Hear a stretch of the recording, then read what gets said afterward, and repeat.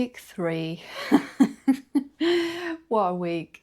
The goal of this week, first of all, was to hopefully get my irons back, then go out on course and play 9 holes with the idea that I was going to submit scorecards for handicap. So I did get my irons back, but only on Thursday, and I sustained a little bit of an injury, if you can call it that. So this week's been quite challenging, and unfortunately I didn't manage to get out on course and do a 9 holes, but I still made some progress this week, which is great. So let's see how I got on. It's been such a slow week, this week 3. I haven't joined a club yet, and I haven't submitted any scorecards to gain that elusive handicap. I've actually hurt my finger quite a bit. I think I've been playing golf maybe a little bit too much. I went to the range last night and my little finger's been quite sore. It was sore over the weekend as well. So I've been resting it a little bit this week. And also I had no word on my irons yet so far. And I was kind of a bit like, going to play the par 3 with just my wood and my wedge again. I've done that far too many times now. I have been a bit busy. I bought a new golf top, which you may see, and I did buy these gorgeous new golf shoes as well. But I got an email off Mike this morning to let me know that Cobra has delivered the clubs back to them, reshafted and ready to go. So that's where I'm going to go now. I'm going to go and pick them up and I'll go play a few shots with them. Hopefully the light shafts make a difference. What do you think? Let's go.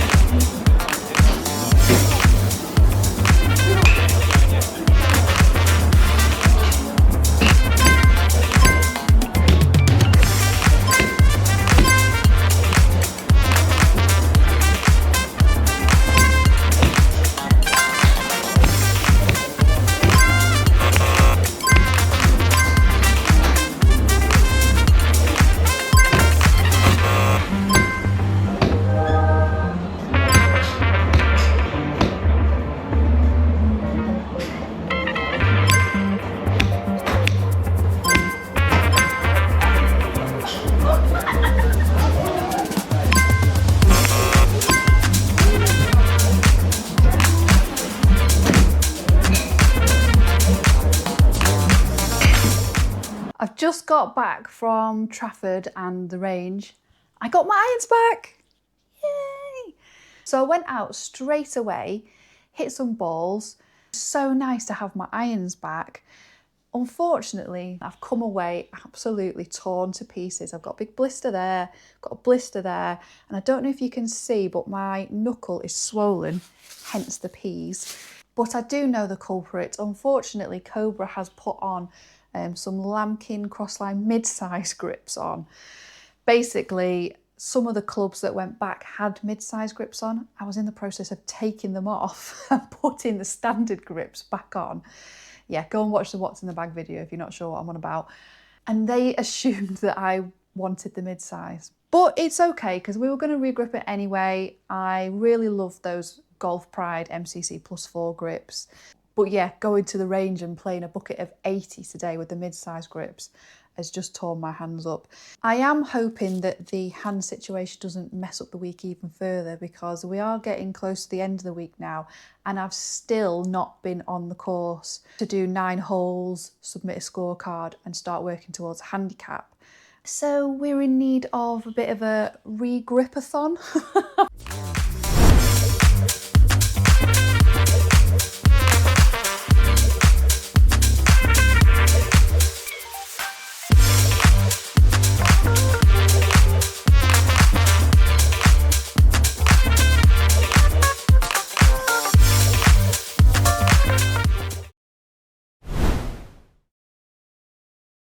So I've got my irons back, and although I tested them straight away at the range, I have since re-gripped them all in the standard grips.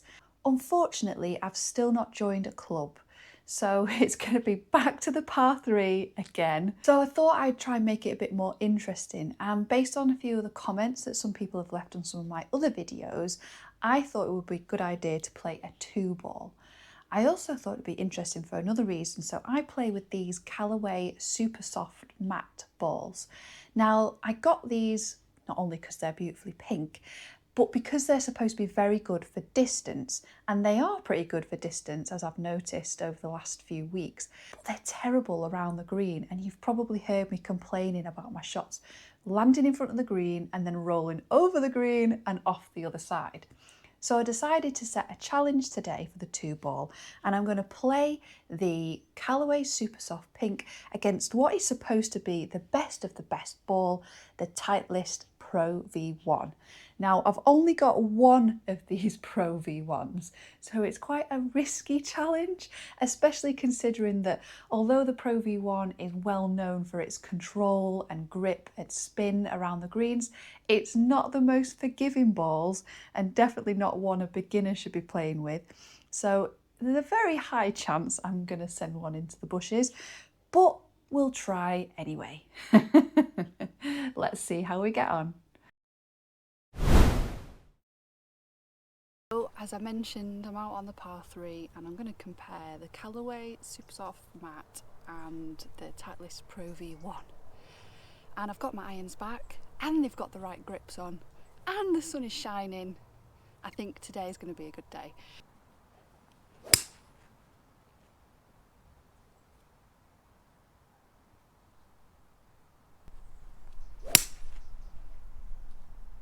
Both of those tee shots were really good, straight and towards the hole, but you can tell the difference straight away. Look how far away from the green I landed with the Pro V1. And when I play my Callaway Supersoft later, it actually landed just on the green, rolled off, of course, and came up behind the green. So the difference between the balls already is so dramatic, even just on the first hole. Topped it.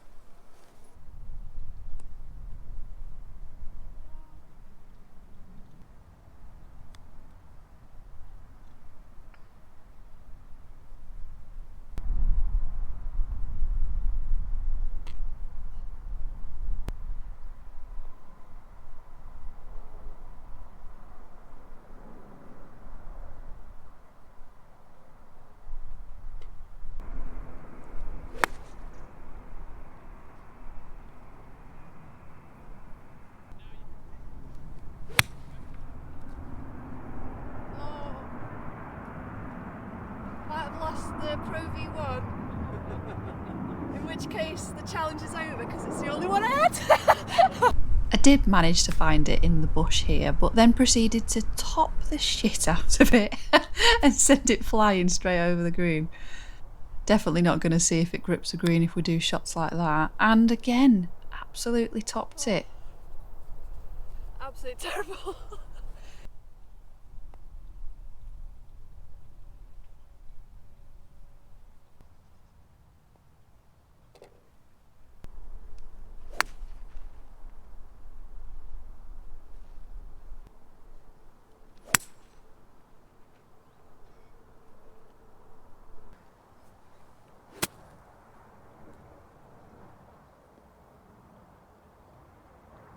Didn't have the distance. Should have taken my pitching one.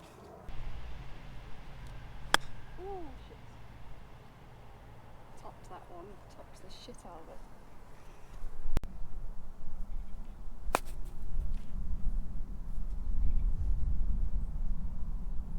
Guess that's one way of getting closer.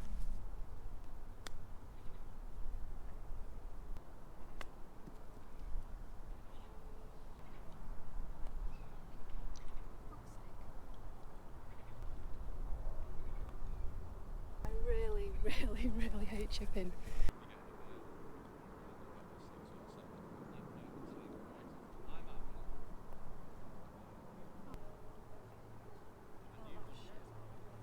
I've clearly not been playing very well today, and I think it's because I feel quite rushed off the tee.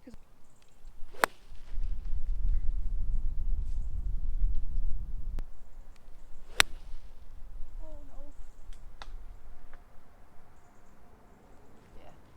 hit the tree, but we might be okay. The pink one might be a goner. It's got it out. I think the pink one is a goner.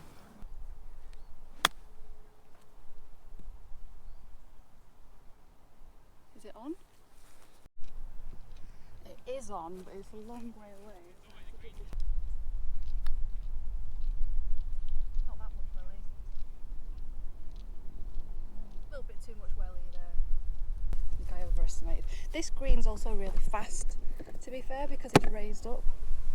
It seems to be a lot drier. The water drains away. That's my excuse anyway.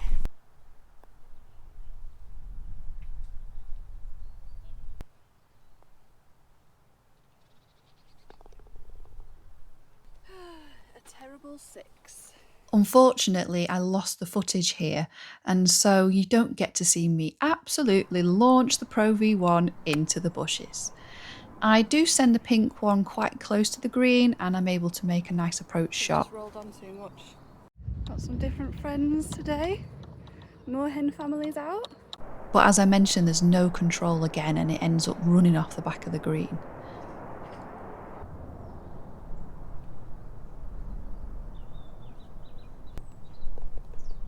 We've got another little friend here on the 6th hole, little juvenile robin. Aww. It's coming over to the tee to get some stuff, I think.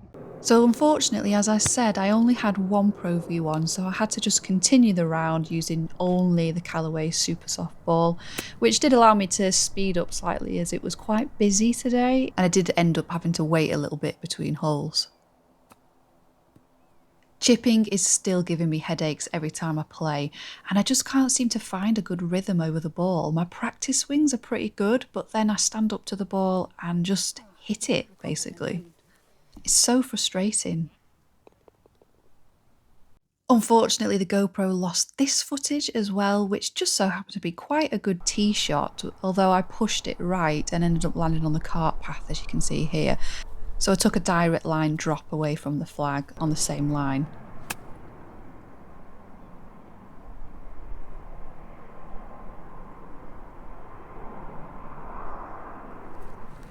See, that's just rolled off back again.